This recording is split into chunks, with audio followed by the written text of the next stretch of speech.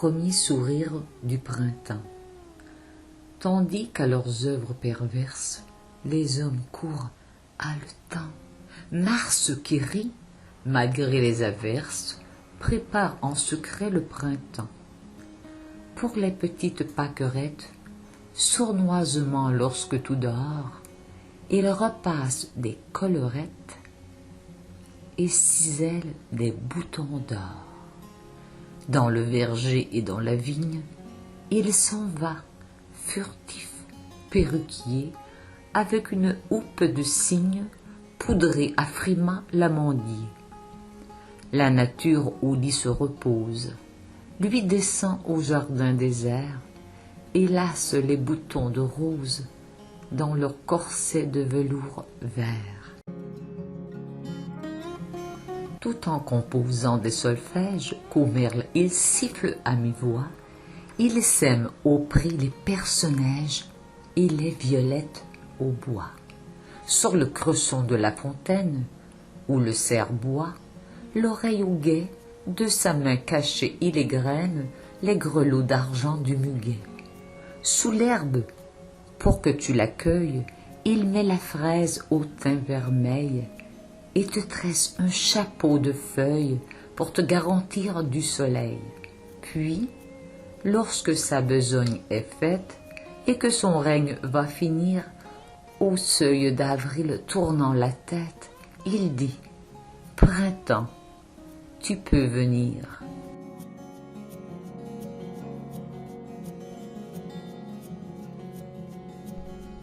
Le pot de fleurs.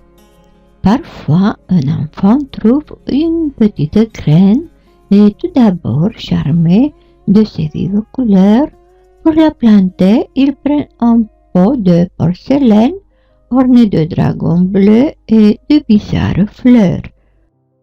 Il s'en va. La racine en couleuvre s'allonge, sort de terre fleurie et devient arbrisseau. Chaque jour, plus avant, son pied chevelu plonge tant qu'il fasse éclater le ventre du vaisseau. L'enfant revient. Surpris, il voit la plante grasse sur les débris du pot brandir ses verts poignards. Il la veut arracher, mais la tige est tenace. Il s'obstine et ses doigts sanglantent au dard. Ainsi germa l'amour dans mon âme surprise. Je croyais ne s'aimer qu'une fleur de printemps. C'est un grand aloe dont la racine brise le pot de porcelaine au dessin éclatant.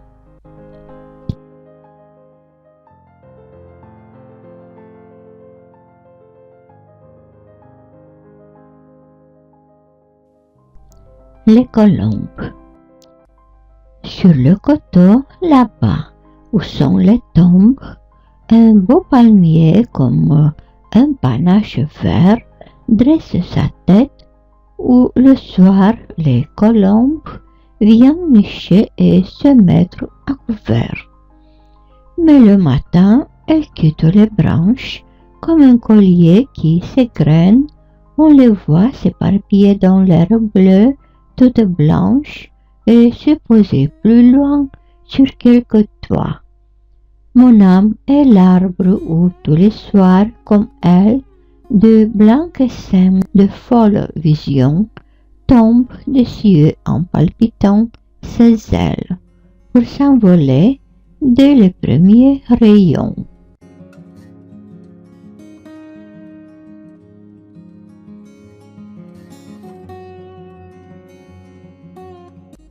À deux aux yeux. Vous avez un regard singulier et charmant, comme la lune au fond du lac qui la reflète. Votre prunelle où brille une humide paillette, au coin de vos deux yeux roule languisement. Il semble avoir pris ses feux au diamant. Ils sont de plus belle eau qu'une perle parfaite. et vos grands cils émus, de leurs ailes inquiètes, ne voilent qu'à demi leur vif rayonnement. Mille petits amours, à leur miroir de flamme, se viennent garder et s'y trouvent plus beaux, et les désirs y vont rallumer leurs flambeaux. Ils sont si transparents qu'ils laissent voir votre âme comme une fleur céleste au calice idéal que l'on apercevrait à travers un cristal.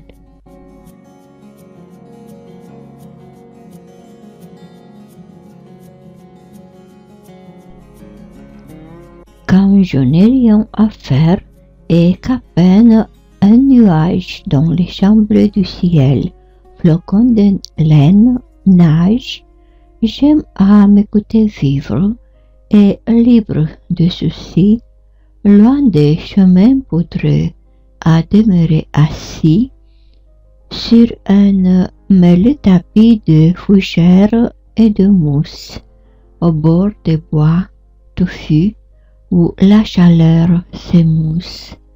Là, pour tuer le temps, j'observe la fourmi qui, pensant au retour de l'hiver ennemi, pour son grenier dérobe un grain d'orge à la gerbe. Le puceron qui grimpe et se pente au brin d'herbe, la chenille traînant ses anneaux veloutés, la limace baveuse aux sillons argentés, et le frais papillon qui de fleur en fleur vole. Ensuite, je regarde, amusement frivole, la lumière brisant dans chacun de mes cils, palissade opposée à ces rayons subtils, les 7 couleurs du prisme ou le duvet qui flotte en l'air comme sur l'onde, un vaisseau sans pilote. Et lorsque je suis là de me laisser endormir, au murmure de l'eau qu'un caillou fait gémir, où j'écoute chanter près de moi la fauvette, et là-haut, dans l'azur, gazouiller l'alouette.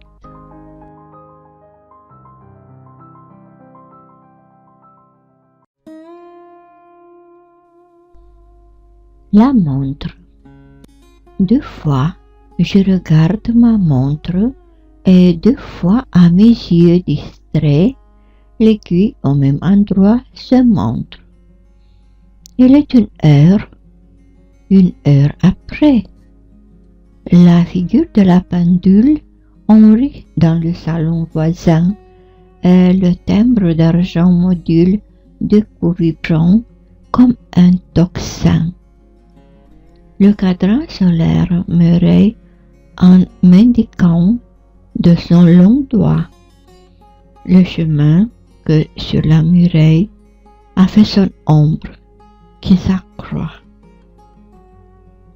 Le clocher, avec ironie, dit le vrai chiffre et le beffroi, reprenant la note finie, a l'air de se moquer de moi.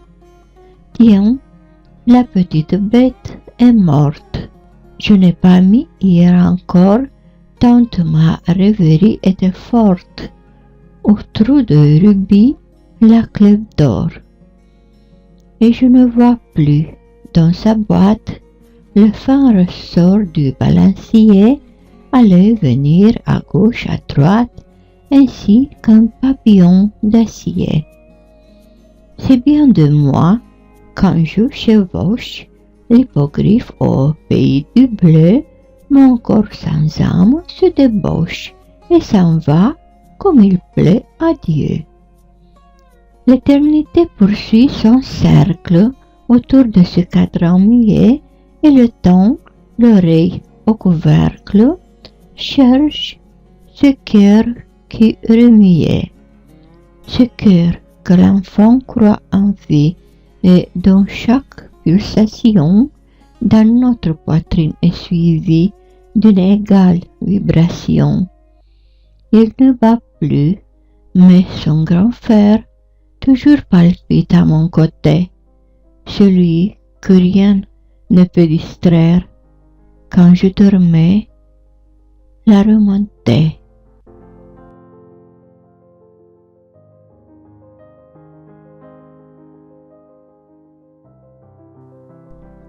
Le poème de la femme. Un jour, au doux rêveur qu'il aime, en train de montrer ses trésors, il voulut lire un poème, le poème de son beau corps.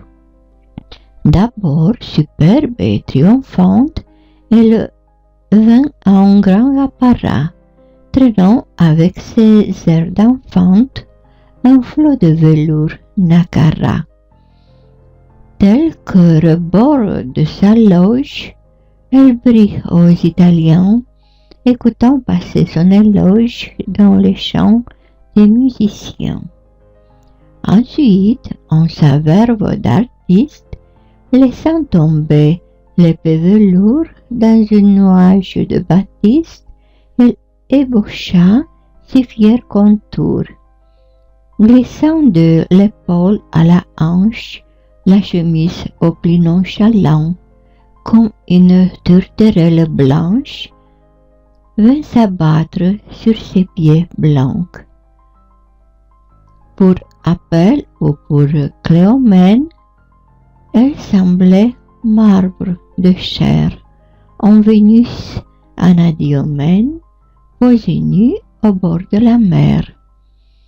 De grosses perles de Venise roulaient au lieu de gouttes d'eau, grains laiteux, comme rayons iris sur les frais satins de sa peau. Oh, quelle ravissante chose dans sa divine nudité, avec les strophes de ses poses, chantait cet hymne de beauté. Comme les flots baisant le sable sous la lune aux tremblants rayons, sa grâce était intarissable en molle ondulation. Mais bientôt, las d'or antique, de Phidias et de Vénus, dans une autre stance plastique, elle groupe ses charmes nus. Sur un tapis de cachemire, c'est la sultane du Sérail, riant au miroir qui l'admire avec un rire décoré. La Georgienne indolente avec son souple narguilé, étalant sa hanche opulente, un pied sur l'autre replié. Et comme l'odalisque d'Ingres, de ses reins cambrant les rondeurs, en dépit des vertus malingres, en dépit des maigres pudeurs. Paresseuse, odalisque, arrière. Voici le tableau dans son jour, le diamant dans sa lumière. Voici la beauté dans l'amour. Sa tête penche et se renverse, haletante dressant les seins au bras du rêve qui la berce, elle tombe sur ses cousins. Ses paupières battent des ailes sur le globe d'argent bruné et l'on voit montrer ses prunelles dans la nacre de l'infini. Dans les linceul de points d'Angleterre que l'on retrouve sa beauté, l'extase l'a prise à la terre.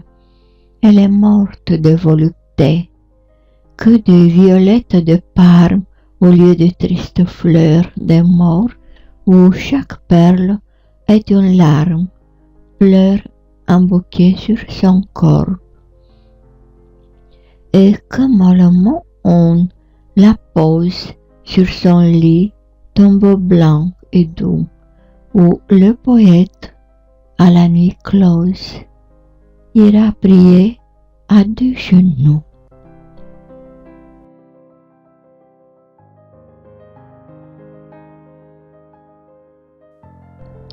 quand à peine un nuage. Quand à peine un nuage, flocon de laine, nage dans le champ du ciel bleu et que la moisson mûre, sans vague ni murmure, dort sur le ciel en feu. Quand les couleuvres souples se promènent par couple dans les fossés taris, quand les grenouilles vertes, par les roseaux couvertes, troublent l'air de leurs cris, aux fentes des moreilles, quand luisent les écailles et les yeux du lézard, et que les taupes fouillent les prés où s'agenouillent les grands bœufs à l'écart. Qu'il fait bon ne rien faire, libre de toute affaire, libre de tout souci, et sur la mousse tendre, nonchalamment s'étendre ou demeurer assis, et suivre l'araignée de lumière baignée, allant au bout d'un fil à la branche une chaîne, nuer la double chaîne de son réseau subtil, où le duvet qui flotte et qu'un souffle ballotte comme un grand ouragan, et la fourmi qui passe dans l'herbe et se ramasse de vivre pour un âne. Le papillon frivole qui, de fleur en fleur, vole, tel qu'un page galant, le puceron qui grimpe à l'odorant olympe d'un brin d'herbe tremblant. Et puis s'écouter vivre et feuilleter un livre et rêver au passé en évoquant les ombres, ouriantes ou sombres d'un long rêve effacé, et battre la campagne et bâtir en Espagne de magiques châteaux, créer un nouvel monde et jeter à la ronde pittoresque coteaux.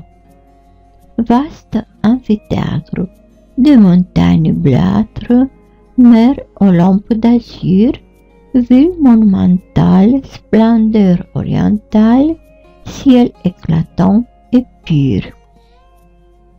Jaillissant de cascades, lumineuse arcade du palais d'Oberon. Gigantesque portique, colonnade antique, manoir de vieux baron, avec sa châtelaine qui regarde la plaine du sommet des donjons, avec son nain difforme, son pont-levis énorme, ses fossés pleins de joncs, et sa chapelle grise, dont l'hirondelle frise au printemps les vitraux, ses mille cheminées de corbeaux couronnés, et ce large créneau, et sur les hallebardes et les dagues des gardes, un éclair de soleil, et dans la forêt sombre, lévrières eu grand nombre et joyeux appareils, chevaliers, demoiselles, beaux habits, riches selles, et fringants par le froid, varlets qui sur la hanche ont un poignard aux manches taillé comme une croix. Voici le cerf rapide et la meute intrépide. Halali, halali, les corps brillants résonnent, les pieds des chevaux tonnent et le cerf affaibli sort de l'étang qu'il trouble. L'ardeur des chiens redouble, il chancelle, il s'abat. Pauvre cerf, son corps s'égrène, la sueur à flotte baigne, son flanc meurtri qui bat. Son œil plein de sang roule, une larme qui coule sans toucher ses vainqueurs. Ses membres froids s'allongent et dans son col se plongent les couteaux des piqûres. Et lorsque de ce rêve qui jamais ne s'achève, mon esprit est lassé, j'écoute de la source, arrêté en sa course, gémir le flot glacé, gazouiller la fauvette et chanter l'alouette au milieu d'un ciel pur.